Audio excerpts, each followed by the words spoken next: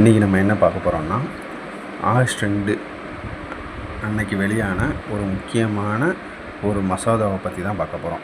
இது என்ன மசோதா அப்படின்னா வினாத்தாள் கசிவு தடுப்பு மசோதா. இதுக்கு குடியரசுத் தலைவர் திரௌபதி முர்மு அவர்கள் ஒப்புதல் அளிச்சிருக்கிறாங்க. ஆக்சுவலாக நீட்டு வினாத்தாள் கசிவை தடுத்து நாடு முழுவதும் பல்வேறு போராட்டங்கள் வந்துக்கிட்டு இருக்குது.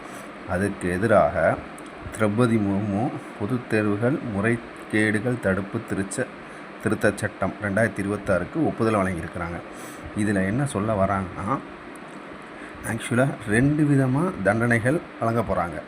அதாவது தனிநபர்களுக்கு 5 ஆண்டுகள் முதல் 10 ஆண்டுகள் வரையும், குழுவாக வினாத்தாள் கசிவில் ஈடுபடும் நபர்களுக்கு 10 ஆண்டுகள் வரை சிறை தண்டனையும் 10 கோடி அபராதமும் விதிக்கப்பட்டுள்ளது.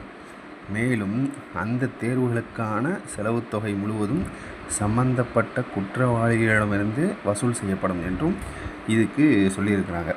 மேலும் இந்த வழக்கு விசாரணைகளை 60 நாட்களுக்குள் போலீஸார் நிறைவு செய்ய வேண்டும்.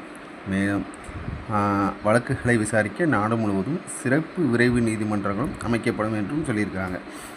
இதுபோக பல்வேறு மாநிலங்கள் தொடர்பான வழக்கு என்றால் மத்திய அரசு சார்பில் சிறப்பு அதிரடிப்படையும் அமைக்கப்படும் அப்படின்னு சொல்லியிருக்கிறாங்க. இந்த வினாத்தாள் கசிவு தடுப்பு சட்ட மசோதாங்கிறது ரொம்ப ரொம்ப ரொம்ப முக்கியமான ஒன்று.